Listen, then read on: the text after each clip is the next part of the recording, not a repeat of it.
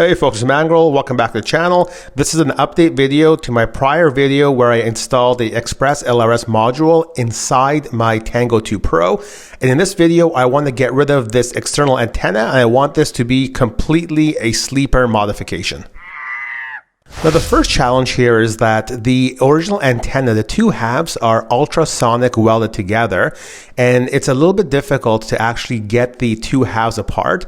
So what I found worked really well is to take a very sharp X-Acto knife and just start to slowly cut across the area where the two halves join. And this takes about 10 minutes to do. I also found that if you do heat up the two halves, it makes the plastic softer and you can more easily cut it through.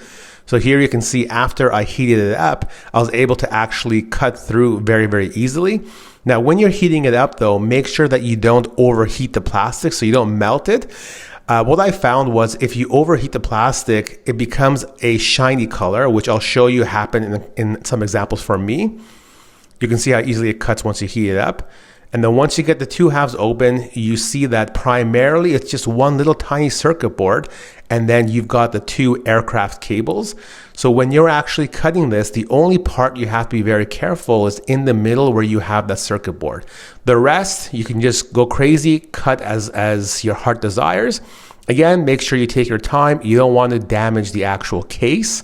What I ended up doing was I took a receiver antenna that came with my Happymodel ExpressLRS and I tried to put that inside this housing. And you can see that I was able to run that cable exactly the same path as the original cable. So there is enough space for you to run both cables through. And once you do that, it seems to fit together really, really well. And this little pivot here does articulate correctly. So this actually seems to work very, very well. As you can see, I've got the whole controller put back together. I've got both antennas in here. I've got the crossfire antenna, which is the very long one. I've got the tiny ELRS in here as well. And it's all put back together. I haven't glued it yet because I want to go ahead and test it first before I wrap it up. But you can see that this actions correctly, so you can move it around. But after thinking a little bit and try and make sure I do this the right way, I'm not very comfortable having that tiny little receiver antenna in here and then try to put 250 milliwatts through that. So what I've done is I've taken apart the antenna that came with the module, and this is the ELRS module, the Happymodel module. And you can see it's a very simple design. Pretty much it takes the two leads coming from the SMA and puts this aircraft cable on there.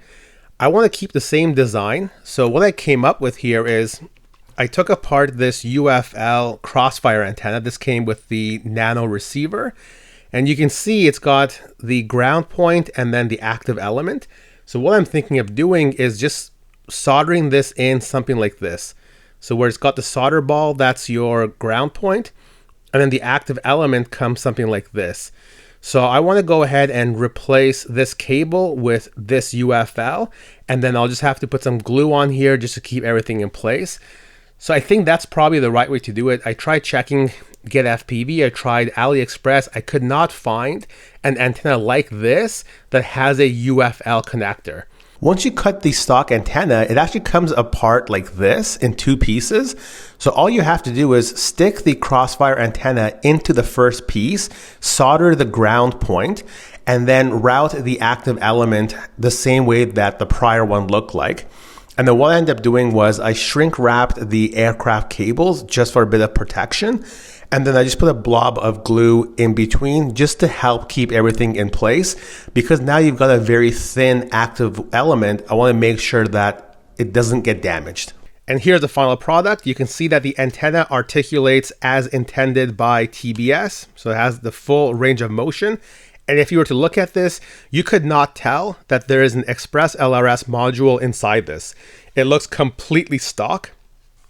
Whereas now this thing can do both ExpressLRS and it can do crossfire. So I've got the antenna put back together. Now, a couple of things I would have done a bit differently. You can see I got a couple of scratches on the antenna cover, and that's where my knife slipped. So put a little bit of a gouge in there and some scratches there. Also, when I was heating up the cover, I heated it up a little bit too much in certain areas. So you can see a bit of a different texture. Here is dull, here is shiny. So main thing I would have done is taken a bit more time with the cover removal This took 10 minutes to separate. Maybe with 15 minutes, I would have been able to prevent this damage here. The other thing is I used E6000 glue to glue the two halves back together.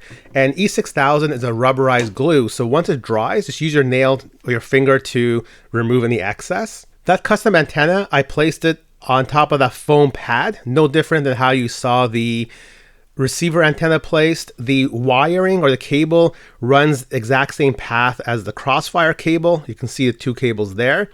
There is enough space to get both through. So you just have to finesse it a little bit, but both should go through.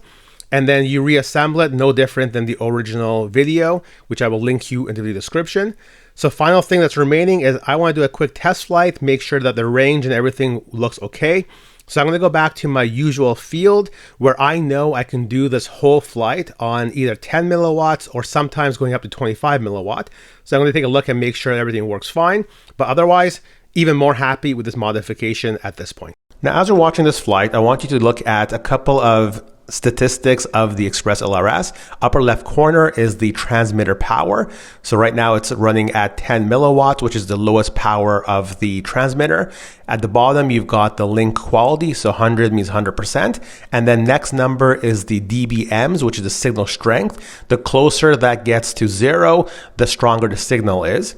And based on my prior history, I'm able to do this entire field at 10 milliwatts, and the occasional time it'll go up to 25. And right now, from what I'm seeing, it's always stuck at 10 milliwatts. So that tells me this is flying really, really well.